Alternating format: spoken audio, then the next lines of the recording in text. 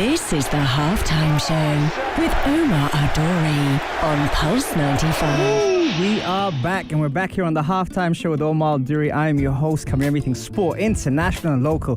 What a show we have in store for you today.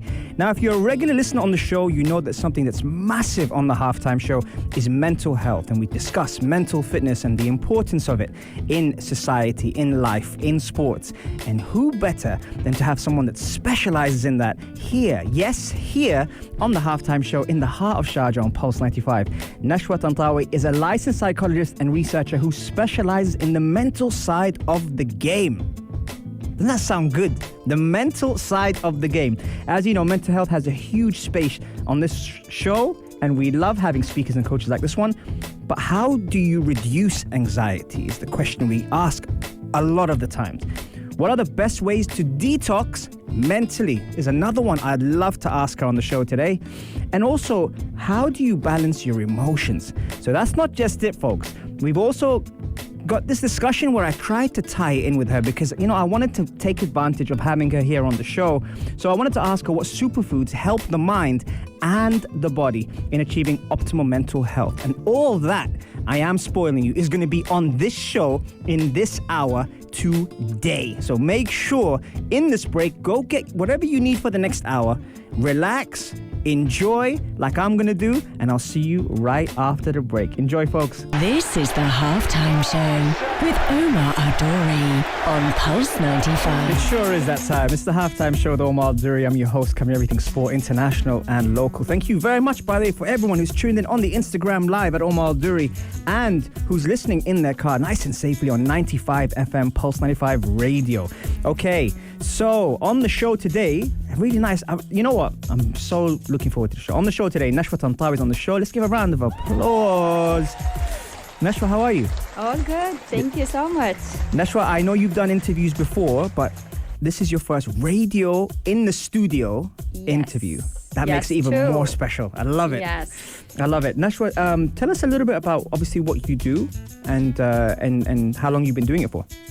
Okay, so I'm a licensed psychologist. Mm-hmm. I work with teenagers, adults, and couples in psychotherapy. Mm-hmm. There is a difference, just to clarify the difference between psychologist and psychiatrist. Psychiatrist is the doctor, the one prescribing medication. Right. And there is the psychotherapist or psychologist, the one that's taking care of the clients over a long run. Yes. Like I see clients on a weekly basis having techniques and psychotherapy models in order to help them, whether with their mental disorders or even the life challenges, the normal life challenges that we go through. Is there more of a holistic approach in what you do rather than the medication side? Yes, definitely. So medication is one aspect that the doctors are concerned with, and it's really important. Mm-hmm. It's not something that we just can ignore. Mm-hmm. But at the same time, when it comes to psychotherapy, it's more of research-based techniques. They are not just like motivational talks. Yes. It's more of techniques and things that we can be taught, or things that can be a way to help our clients to really think about their past or the way they think or their emotions and how to deal with them on a daily basis, and whether they have challenges from the past or current stressors that they are going through. Fascinating. One of the things a lot of people talk about is detoxing. And normally when you speak about detox, people think about detoxing the body through fuel. But what I'm interested in seeing that you're here is detoxing the mind is something that a lot of people talk about, especially post-pandemic and what the people have had to go through regarding that. What's one of the most important forms of detoxing the mind? Look, about detoxing, because for me it's a bit tricky, the word detox, because we always think about detox as if it's a temporary thing. Right. Something that I'm just going to go for a retreat for a couple of days to just do detox and return back to normal. Or food that I'm going to eat, like drink superfood for like 10 days and I'm going to be perfectly fine, which is not the case. In reality, it's more of a lifestyle change that you're supposed to do. And And the first thing that I tell my clients, when I talk about mental health in general, is awareness. It sounds simple, but in reality, it's a bit not easy to do. And awareness is about what is going on inside your head. Yeah. What is going on with your emotions, and why did you react like this? For example, if you met this guy and you were super angry over him, or you talked to this guy in a bad way or in a good way, you're super anxious before this discussion or meeting. Why was that happening? And this is the first thing that you're supposed to do, to understand this cycle, all these interconnecting things that are happening between your mind, your body, and at the same time your emotions and behavior. So this is the first thing. Once you're started to be aware, you will understand that you don't have to run away from anything. You don't have to run away of the strong emotions that we go through sometimes, that we are trying, or we are like taught to avoid altogether, because they are so hard. I don't want to be sad. Right, of course. I don't. Are there any triggers that you identify, like when it comes down to, let's say someone comes in for the first time and they're discussing things? What I love about what you said is it's a lifestyle. It's not something that's short temporary, as normally the word detox is, compared to. But how do you identify triggers normally when it comes down to your patients?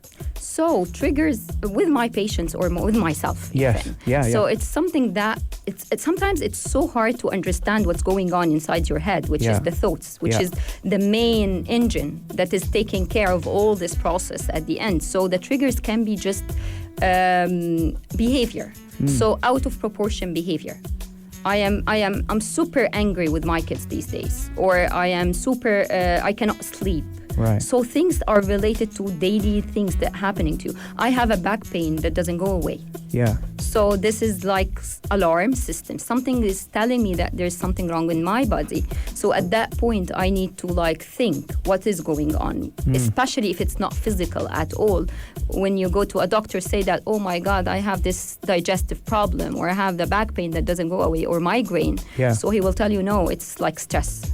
So at that point, many of my clients coming to me saying that, I tried to find a physical reason for it, but I didn't. Yeah. So help me understand why. And here comes the better understanding. So the physical triggers are one of the main things that can be the alarm system for what's going on inside our heads. Excellent. There's a question here for you already. Do you have any advice on how to deal with the guilt of living and thriving in the UAE when home countries are struggling and people are in a very different situation to us? I totally understand that it's a very bad feeling, and it's very overwhelming whenever we see people around the world, especially in our home countries, that are suffering in a way or another. But the main thing that I tell my client is be empathetic, but take care of how empathetic you are, because sometimes we get physically empathetic with other people. So you're not just feeling bad or feeling the same situation that they are going through, you are physically started to get affected by that. Putting in mind that resilience is different between people, and whatever your version of the story will be totally different than this other person that might be much stronger than you going through this. So yes, be empathetic. Try to do whatever you can do right now to help them out in their own problems, if you can do anything, by donations, by moral support, but at the same time put in your head that they are living their story and it's different than you, and they might be much stronger and they might be much resilient than you think. Excellent. I like the fact you tied in the physical with the empathy. That's something I haven't really heard before. And though it makes complete sense, because our emotions sometimes lead us to us feeling physically down or physically low. That's really interesting. Another question here for you before we take a break. What is past, and how someone can get out of the cycle of their past? So in our profession, past is depression. Yes. we always link our negative thoughts about the past with tendency to feel sad and depressed about the mistakes, feeling guilty, or even traumas that happened to us or things that happened to us in the past, which is very impactful. And some of them last, if we are talking about the physical thing, some of them last in your body where the trauma or the bad events happen to you. And actually the thing is how to really work out your thoughts in a way that you understand the origin of these thoughts and to understand that there is something that's called radical acceptance. Sometimes we cannot change the past. We cannot just return back if it is our problem. And sometimes we need to forgive, not necessarily forget, but forgive ourselves, forgive people that hurt us in the past, because reaching this point is protecting ourselves, because this burden from the past is eating us up with anger and hatred and sadness. Does that require practice, self-talk? What does that require for us to kind of get rid of that? Lots of things can be done, starting from the self-help of the first thing of understanding the thoughts that pop up in your head and trying to, because most of the thoughts that come in our heads are negative thoughts. 80% of the thoughts or more are negative thoughts by nature.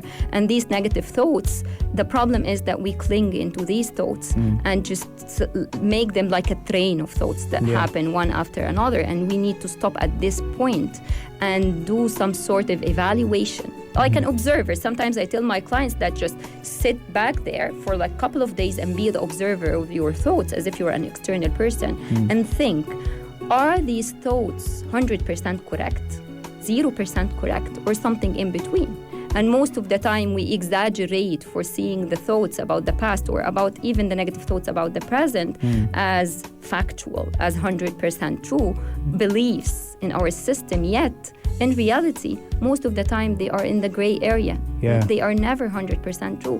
And reaching this point, your brain will start automatically do this after a while of training. But it's like learning a new language. Fascinating. I love that. Okay, we've got some more questions coming in, but we'll take a quick break and we'll get back to you. Fantastic, Nashwa. I really, really enjoyed that. We'll be right back after this. Enjoy this track by Snakeship and Jess Glynn. This is the Halftime Show with Omar Adori on Pulse 95. Sure is that time. It's the Halftime Show with Omar Adori. I'm your host, covering everything sport, international and local.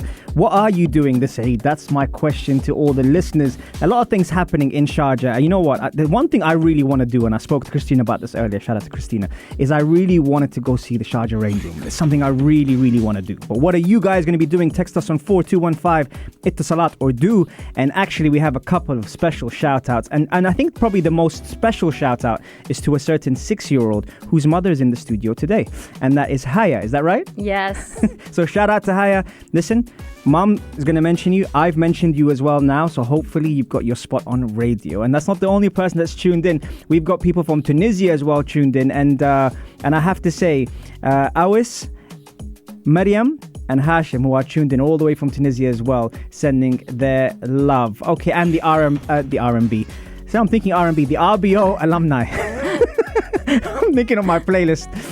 Okay, right. So we had some questions for you already, and one of them was from our very own Hanoud, who said, hold on, let me scroll through these. Okay, here, yeah. Unconscious mind and conscious mind, the effect of each one in a person's life have different therapy. How can you deal with this? Okay, so let's not bother ourselves that much whether this is the conscious or the unconscious. Let's look at our daily life and how is that impacting us. Yep. The thing is that many things are just hidden somewhere. We call it like the dark room in our head, and this dark room has a very big impact. It's like magic. It impacts lots of things that are appearing in our daily life, the way we interact with people, the way we think about ourselves, the world around us, and the relationship that we have with other people. And this is what is the external, the things that we can see, which we can call that we are conscious about it, we are aware of it. But this black box that's happening inside our head is a bit hidden, and most of the time we're not aware of what's happening over there. But it is the master place that is most of the time making us do lots of these things that we are doing on our daily life. So therapy is mainly not for the superficial part. It's just what is happening, what's appearing are the things that we just look at as the superficial part, and we go deeper into what lies beneath, what is going on inside your head. And most of the therapy modalities or models are there to understand and discover what lies beneath, because there is a reason for whatever we do, the way we look at ourselves, for example. So I am a lovable person, for example, or I am not lovable person. This is just a superficial thing. It happened because of lots of other things that are happening beneath. And we go there to understand what is going on. Why do we have such beliefs about ourselves? Very interesting. Rashid's asking the importance of reset in her field. How important is it to reset? For myself? Yes. It's really important because actually part of our job to be very empathetic and live the stories of our clients. So throughout your day, you just see people and you try to live their lives as much as possible in order to be able to help them out with their problems. So it ends up that you are carrying a big baggage whenever you're going out of there. But the reality is, in order to protect yourself from really being absorbed in it, for myself, and at the same time to have the capacity to help my other clients, it requires some sort of self-care. So I have to take care of myself, take care of my health, take care of my mind, mindfulness, meditation, yoga, eating healthy, the main things that we tell our clients to do. One more thing is to have a supervisor, like a professor or a doctor or a better psychologist, that older psychologist that I have, that I share my feelings with and on a regular basis. And this is not just one person to talk to about your cases and hard cases, about how do you feel. Interesting. Because sometimes you relate to some of your clients in a way that's very profound and impactful, and you need to get it out and release it. And you feel that you can't share that with your client. It has to be someone, like you said, that's more senior, that is in your field, that can absorb the information from you as a professional to professional. Yes. Okay. Yes. Because again, we have confidentiality limitations, and we have ethical factors that are preventing us from going here and there and talking about our clients and their cases. So most of the time, the need will be for, definitely the supervisor is required to help me professionally, but at the same time, he has a very good understanding of the profession and the challenges. And actually, they teach us in university that some things that can happen inside the therapy room and how to deal with them. But sometimes as a human being, I just forget and get out of the room not knowing why am I depressed now? Because I have seen like 5 depressed people today. So how about talking about it with someone? That's really interesting. Question for you. A lot of the time we hear that men aren't in touch with their emotional side. But how do we strike the right balance between emotional, mental, and physical? So, number one, it's a myth that men are not emotional. Because emotions, lots of research is saying that men and women are equally emotional in a way, but in reality it's about how we are raised, because the culture doesn't accept that guys are sad or crying or overwhelmed with emotions same as women, so the expression of emotion is easier for women, and men try to express their emotions in different ways, like impulses and anger and screaming and shouting.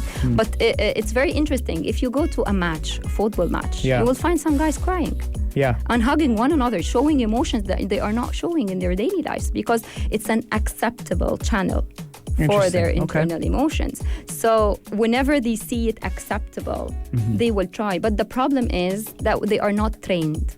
That they are not trained to deal with their emotions, the negative emotions. So they try to ditch it somewhere and not. Even sometimes they don't understand it. It happens to them, but they shut it off and they don't understand it.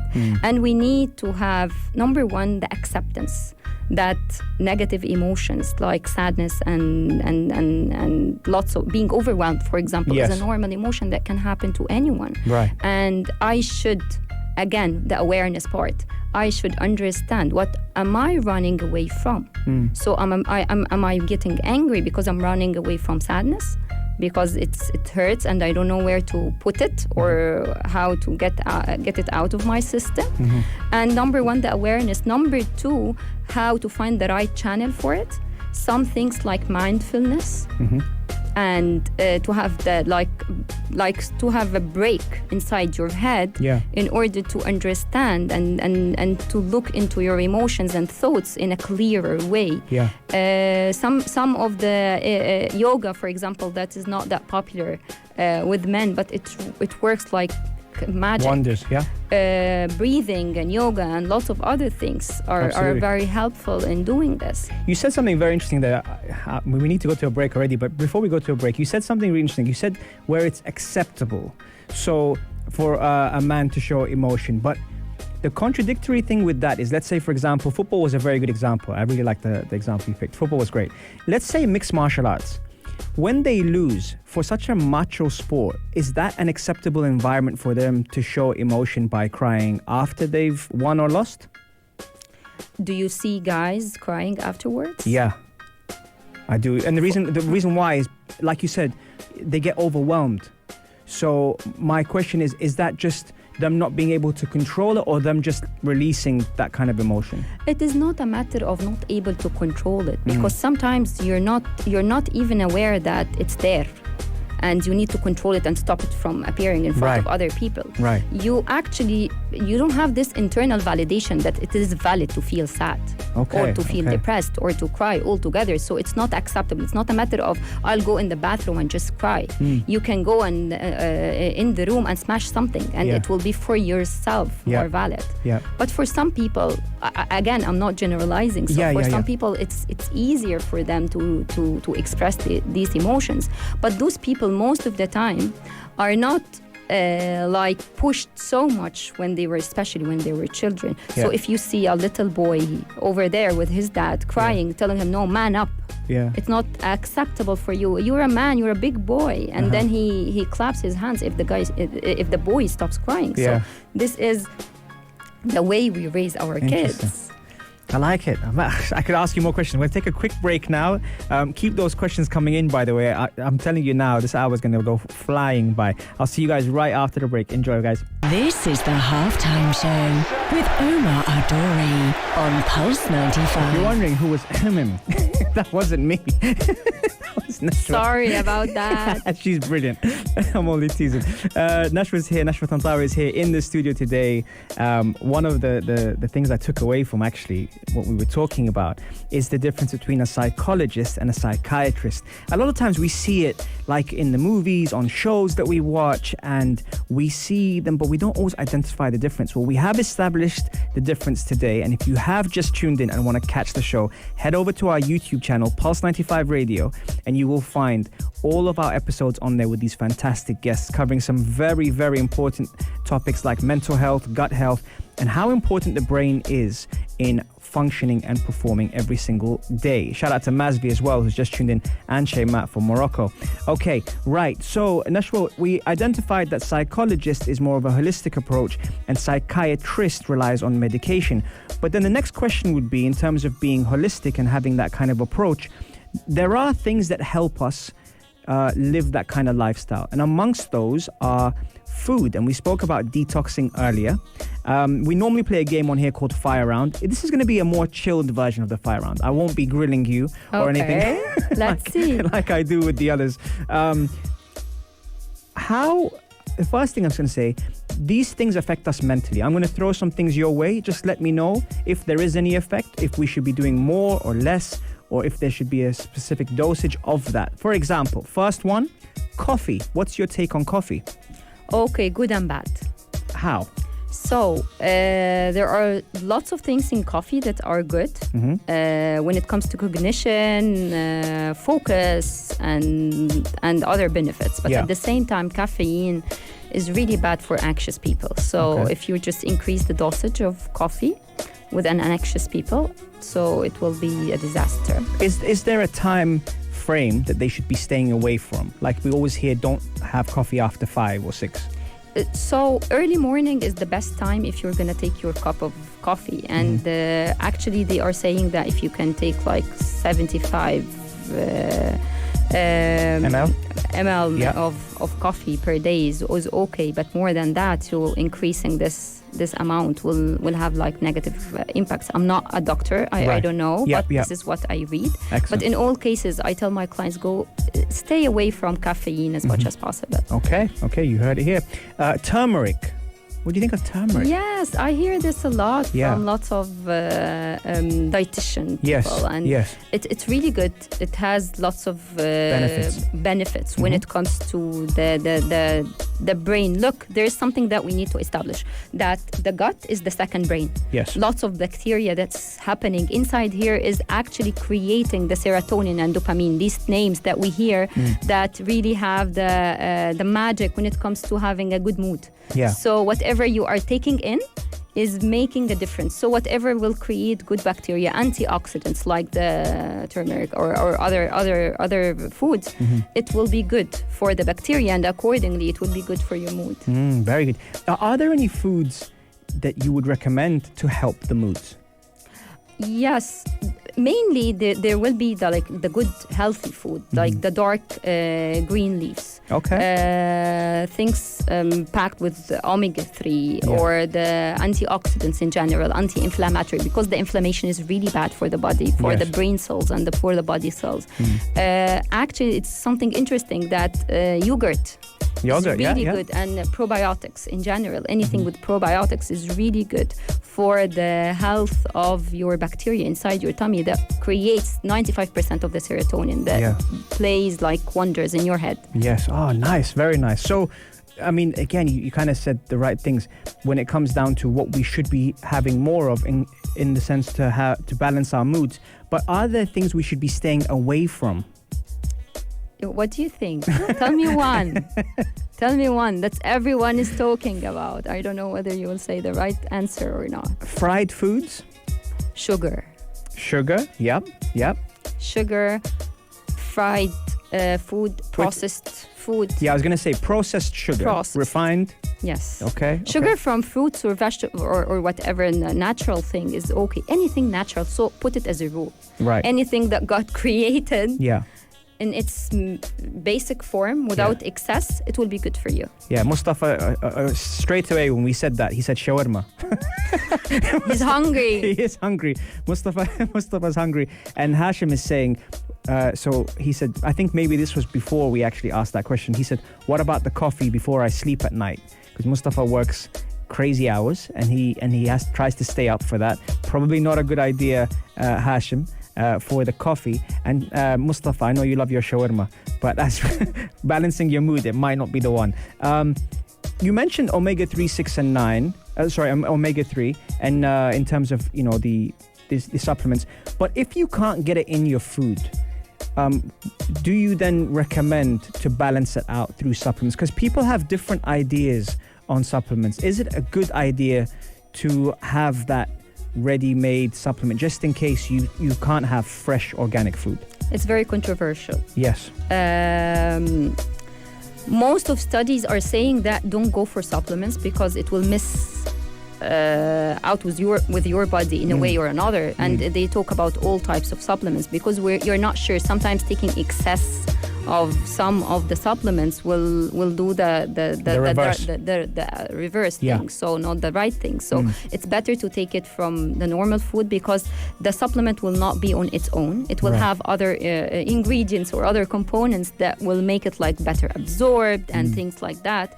But in all cases, sometimes if a doctor is like giving you this based on something or a test or something, so go ahead and take it. But on your own, just taking over the counter, lots of this, personally, I don't recommend that. Right, okay. So you spend more time probably preparing and planning rather than relying on the last minute supplement. Interesting. Okay, right. Okay, guys, we're going to take a quick break. Before we do that, what are you doing this Eid? Is our question to all our listeners coming up to the Eid break. are you going to be doing something specific in Sharjah? That's another thing I want to do. I definitely want to go to the rain room. That's something I'm really, really looking forward to do. But what are you guys doing? Let us know, 4215 Itisalat Urdu. We've got a couple of things coming up, and we also want to share that with you. So let us know what you're up to this Eid. And also, if you are just tuning in, by the way, we've also got the podcasts out there as well. Apple, Spotify, SoundCloud. Just type in the Halftime Show, Pulse 95 Radio, and we are there. Or the YouTube channel. Head over to the YouTube channel and check out the Halftime Show on Pulse 95 Radio. We'll take a quick break and we'll be right back after the adhan. Enjoy, folks. This is the Halftime Show with Omar Adori on Pulse 95. It sure is that time. It's the Halftime Show with Omar Adori. I'm your host, Cover Everything Sport, international and local. Man, what a great show we've had today. We're actually almost at full time on the Halftime Show, and it's been a pleasure to have Nashwa Tantawy here on the show, who's a licensed psychologist and researcher who specializes in the mental side of the game. She also defined detoxing the mind. She defined empathy. She spoke about the difference between psychologist and psychiatrist.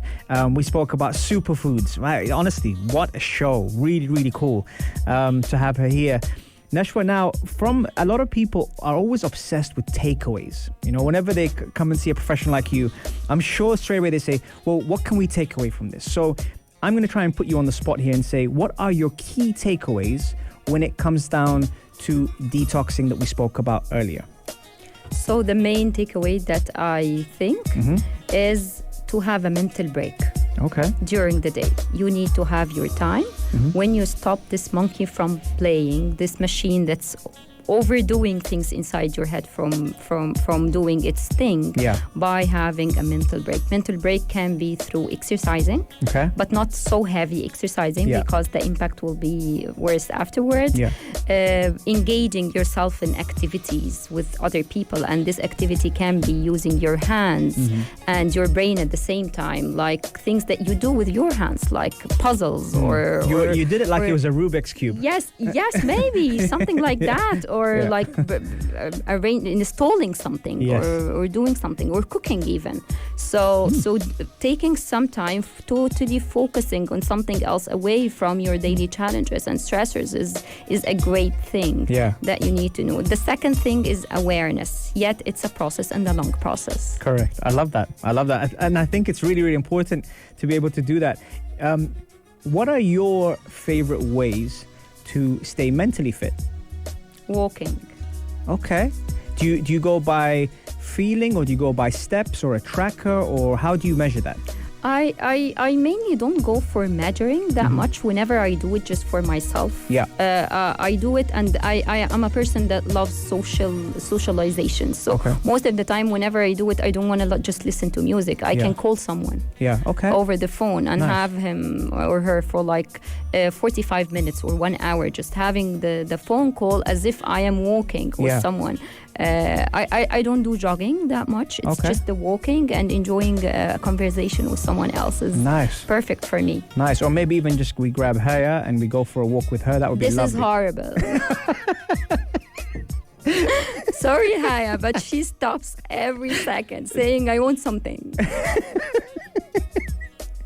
Oh, hey, is this thing going? No, I don't. Okay, before I let you go also, Nashwa, where can we follow you? I know you do some fantastic things on social media and also obviously at your clinic. Where can we follow you? On Instagram, I have account Nafsology by Nashwa Tantawy. Okay. And there is on Facebook as well, and Nafsology by Nashwa Tantawy as well. And on YouTube, I post some videos. Most of them are in Arabic, actually. They're not in English, but I post most of my videos over there. Fantastic. Wow, thank you so much for coming. It was a pleasure to have you here. That's the full-time whistle. We have reached full-time on the Halftime Show, but remember, you can catch us every Monday, Wednesday and Saturday at 3 to 4. Nashwa, it's been an absolute pleasure. It flew by, huh? Yes, so fast. Thank you for taking the time to come visit us. Thank you so much. It was lovely. Okay, guys, coming up next is the Afternoon Karak with Aisha Al-Mazmi and Mikal Atiyah. So I will see you back here on Saturday, sending you love and energy. Have a great day, guys. Peace and love. If you liked this episode of The Halftime Show, drop a like and subscribe. 95. Be sure to follow us on Instagram for all our daily updates and top stories.